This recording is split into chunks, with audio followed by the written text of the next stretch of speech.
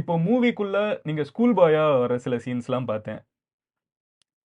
I'm not sure if I can tell this. But you are in mid 30s and you are appearing as a school boy அண்ட் எனக்கே ஆமா எனக்கு பொறாமையா இருக்கும். எப்படி இவங்க ஸ்கூல் பாயா வர முடியும்? எனக்கு தனுஷனாவை பார்க்குறப்ப இந்த பொறாமை இருக்கும். ஏன்னா 3 படம் பண்ணிருப்பாங்க.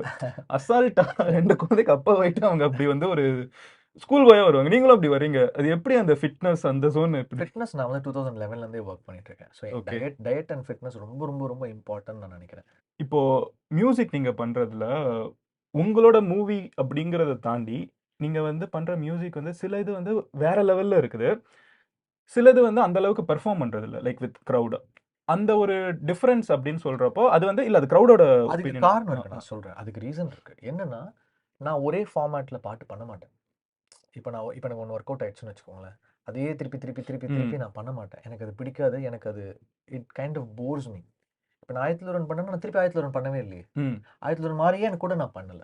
மதராஸ் பட்டினம் பண்ணேன்னா, ஐ ஃபீல் ஒரு ஒரு படத்துக்குன்னு ஒரு தனி ஆடியோ கண்டுபிடிக்கணும்னு நெனைக்கிறேன். அதுல sometimes sometimes it will work, sometimes it will not work.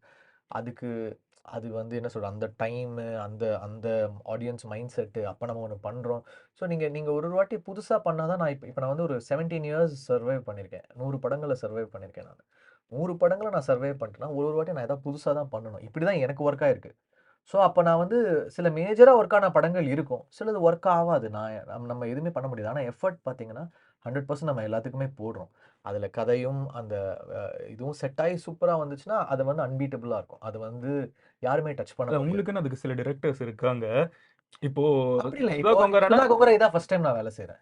Surya Potter was my first film இல்ல ஆல்சோ. அவங்களுக்கு அந்த அந்த இல்ல அந்த டைரக்டர் வந்து எக்ஸ்ட்ராக்ட் பண்ணக்கூடிய டைரக்டர்ஸ்னு சில பேர் இருப்பாங்க. நான் என்ன எக்ஸ்ட்ராக்ட்ன்றது வந்து பேசிக் எக்ஸ்பிளனேஷன் தான். ஆ. எனக்கு வந்து ஒரு பேசிக் ஏன்னா ஒரு வெற்றினாவும் நீங்களும் பண்ணீங்கன்னா, அது அது ஹிட். அது வந்து அனவுன்ஸ் பண்றப்பமே தெரியும். அது வந்து ஓகே. அது இத்தன பாட்டும் ஹிட் தான் அப்படிங்க. அந்த மாதிரி சில இப்ப பேர் செல்வானா கூட நீங்க பண்ணியிருக்கிறது. அந்த பேசிக்கா மாதிரி. அது கம்யூனிகேஷனா கூட ம், இருக்கலாம். ம். இப்ப நம்ம சில பேரோட கம்யூனிகேட் பண்றோம். எனக்கும் அவங்களுக்கும் கம்யூனிகேஷன் ரொம்ப நல்லா இருந்துச்சுன்னா, maybe it might come out really well. But effort நான் எல்லாருக்குமே ஒரே எஃபோர்ட் தான். இப்ப 100% நான் ஒரு இருக்கும். ஃபர்ஸ்ட் டைம் வர டைரக்டருக்கும் அதே எஃபோர்ட் தான் போடுவேன். ஒரு பெரிய டைரக்டருக்கும் அதே எஃபோர்ட் தான் போடுவேன்.